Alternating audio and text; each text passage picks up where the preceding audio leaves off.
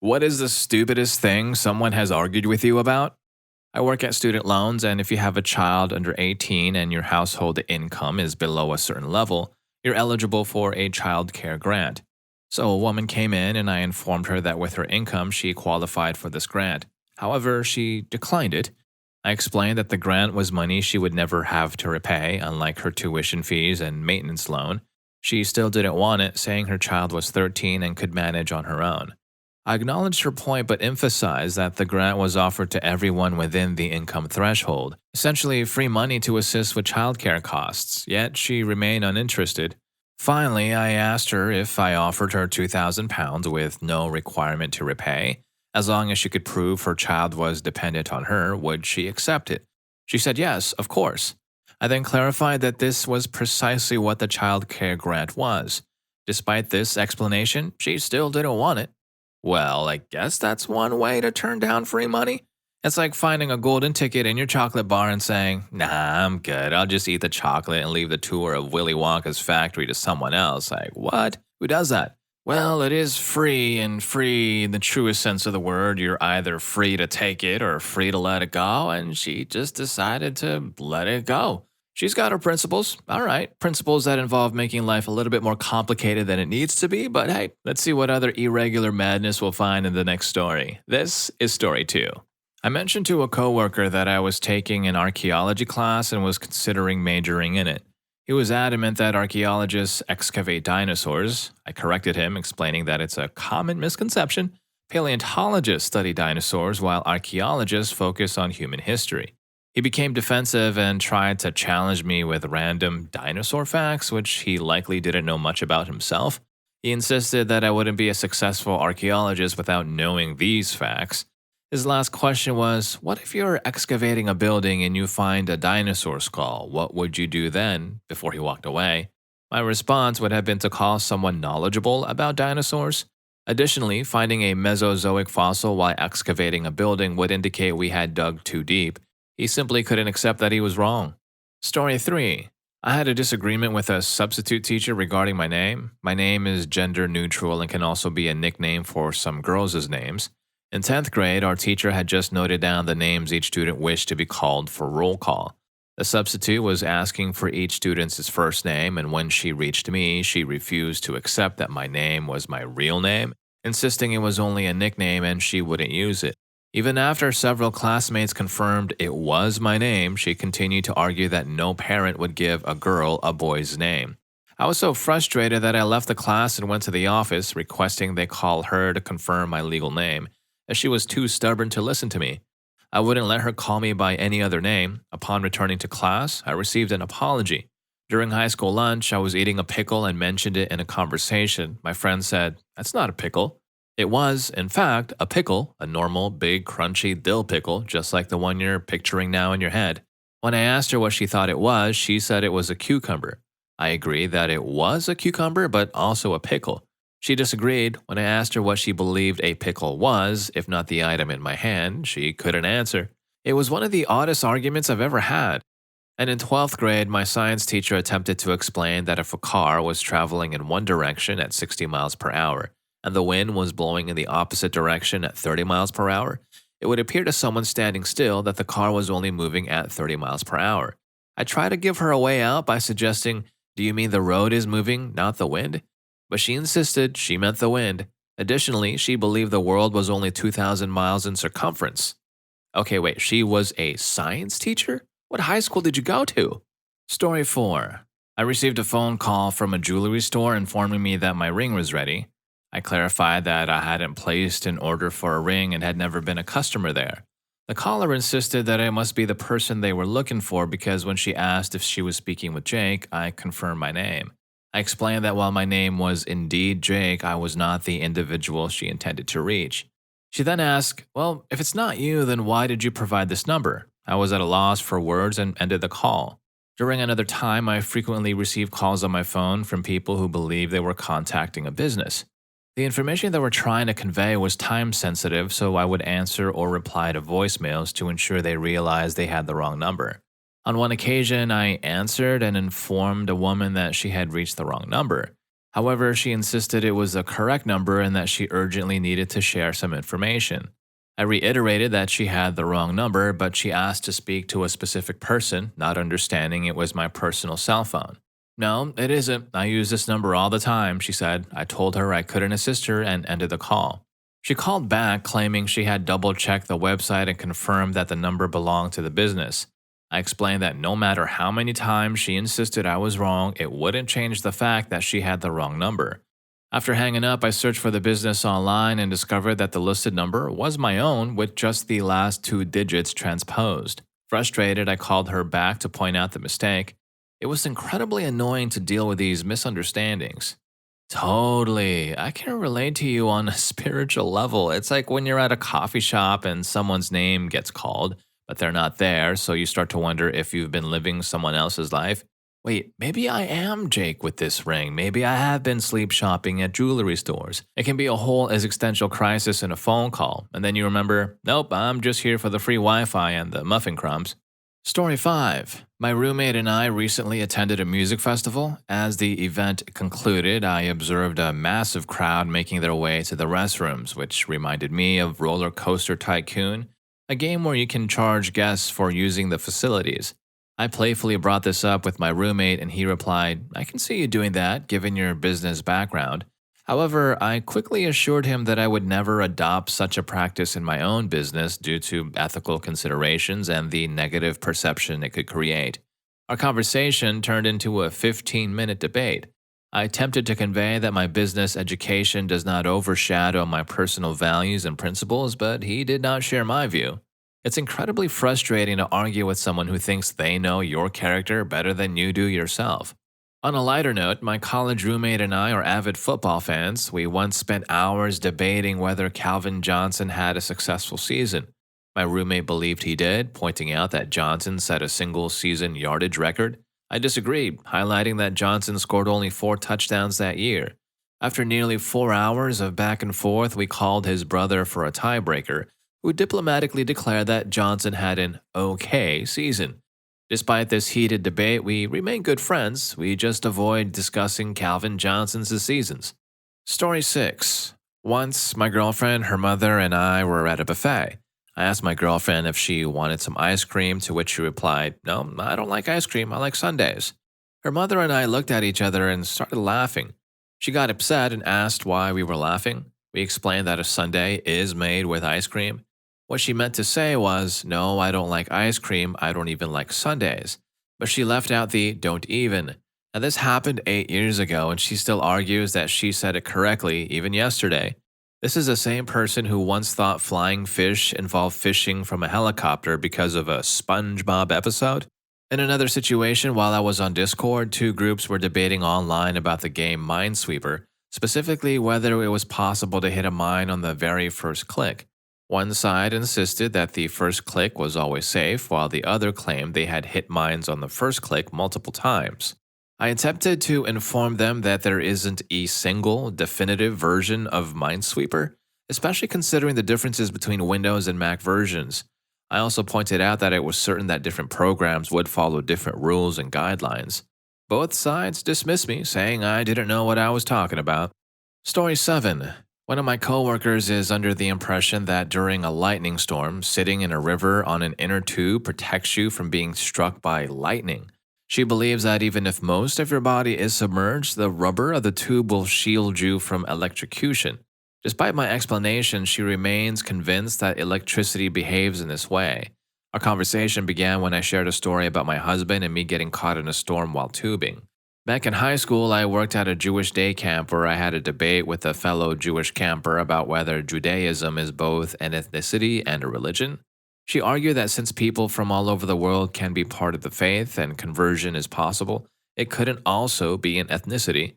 She seemed unwilling to accept that most Jews share a common ancestry. The discussion became tense when she made a condescending remark suggesting that my viewpoint was nonsense. Alright, it can get a little deep, and if any of these stories are getting to you, please at least hit the subscribe and like button for more videos just like this. On to the next story. Story 8. I moved to Portland, Maine in the spring of 2006. In the late summer of 2008, around mid to late August, I was on the phone with a potential client for my freelance graphic design business. When he found out I was in Maine, he commented, "Oh, the black flies must be terrible right now. They swarm people, you know." I responded, "Actually, we don't have a big issue with black flies here in Portland. At least not like you're describing. I think that's more of a problem outside the city."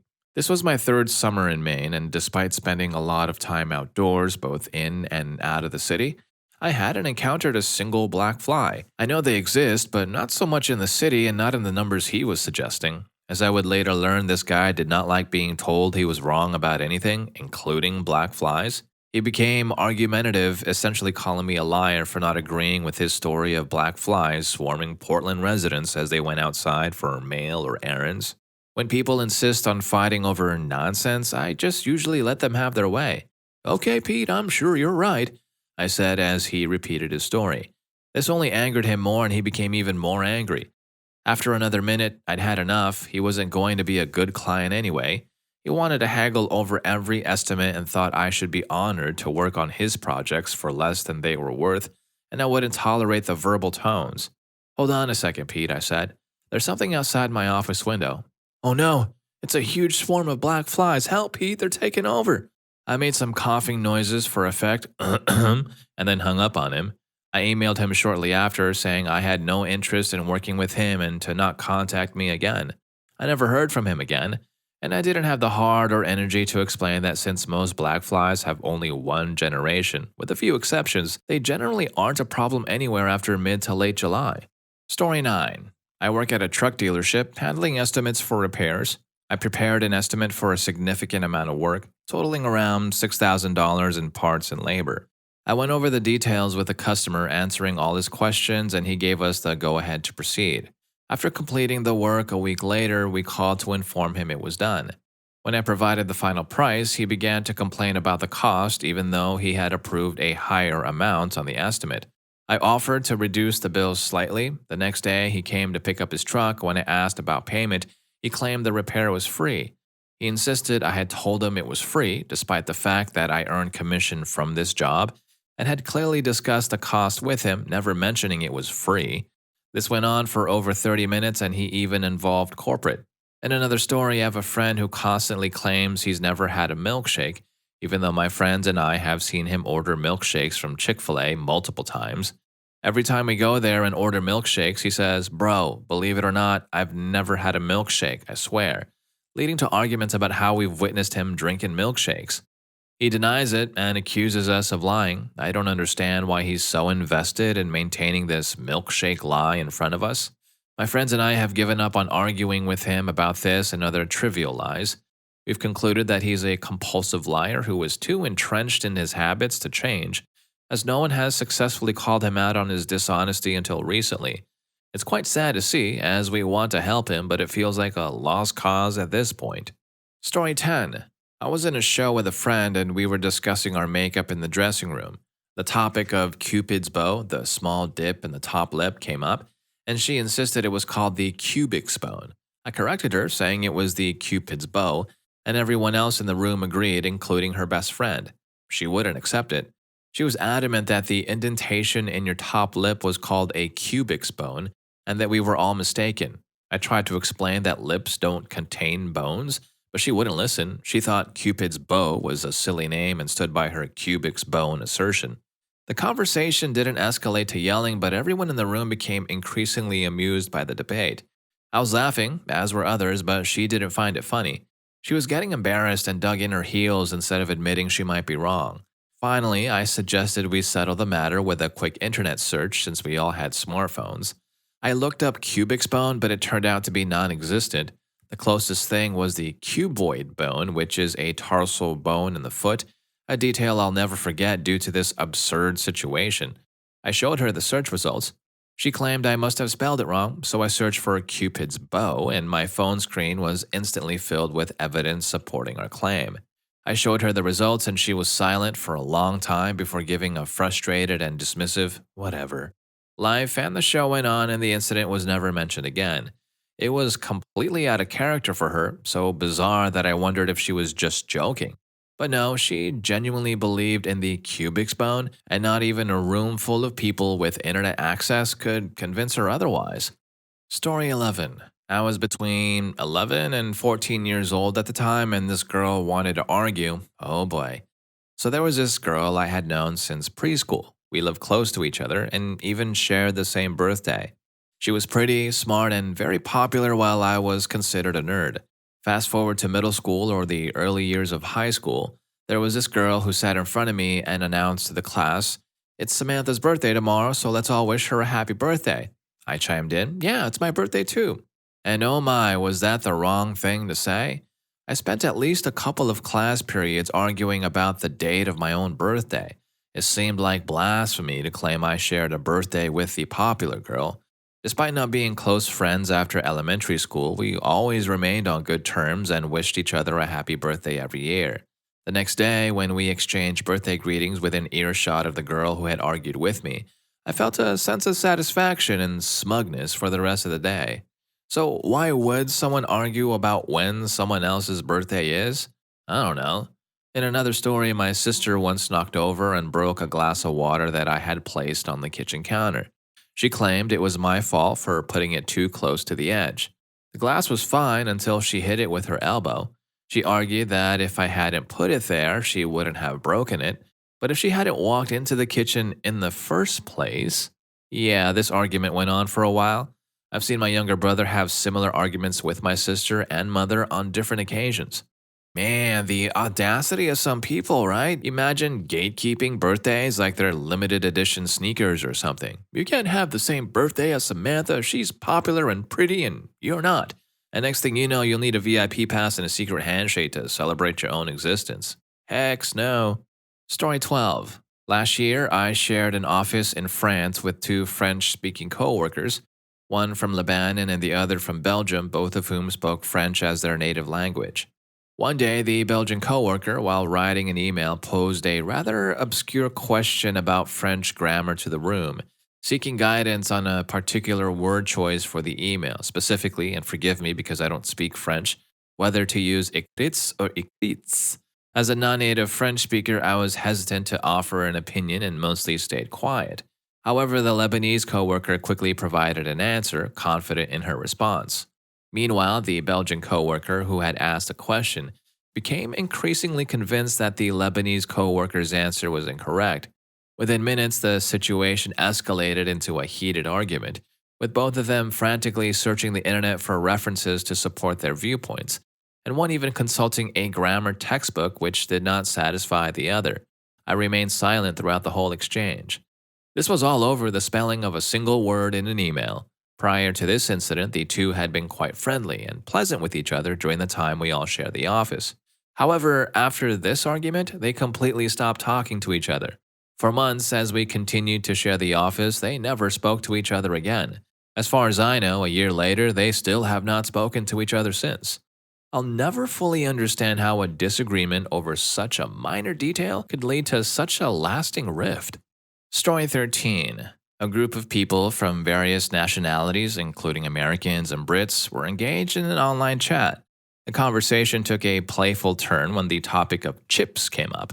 One girl playfully teased a British participant, suggesting they didn't know how to speak their own language properly. It was all in good fun, a friendly banter among them. However, the discussion became more serious and I decided to join in. As someone who grows a variety of potatoes and has a good understanding of their history, I felt I could contribute to the conversation. The British participant insisted that chips was the correct term for what Americans call French fries, implying that Americans were mistaken. I explained that when an American invented French cut fried potatoes, they were named as such because they were julienne, a French cut, which eventually evolved into the term French fries. I also mentioned that chips were created later by a chef who, in an attempt to cook more French fries, ended up slicing the potatoes into the familiar chip shape. The conversation took an interesting turn when the British participant claimed that they had been cooking chips long before America even existed. When I pointed out that all potatoes originated in the Americas, specifically in South America around what is now Peru, the participant responded with a laugh and asked if I had ever heard of the Irish potato famine. Story 14. So during my hospitalization, I was also working to complete my ninth grade studies. I spent about 2 weeks studying taxonomy, creating various booklets and projects related to the subject. One day, I was sitting at a table with a group of girls of different ages, along with nurses and therapists. I engaged them in a guessing game, trying to get them to guess the word mushroom. Despite my efforts, they never guessed the word correctly. When I finally revealed it to them, they became upset. I explained that mushrooms were neither plants nor animals, but rather fungi, based on what I had learned during my intensive study period. However, one girl insisted that I must be learning incorrectly, and the whole table joined in to argue with me about it until lunchtime ended. As I was leaving the cafeteria, one of the nurses stopped me, firmly stating that mushrooms were indeed plants, expecting me to agree with her. I chose not to respond and simply walked away. Later, a different nurse who had been part of the earlier argument took the initiative to look it up online. She then had the courage to call me over and admit that I was right about mushrooms being fungi. It was a small victory, but it left me shaking my head at the whole situation. Well, if you like these stories, here's more for you. YouTube thinks you're going to love this. I'll catch you in that video.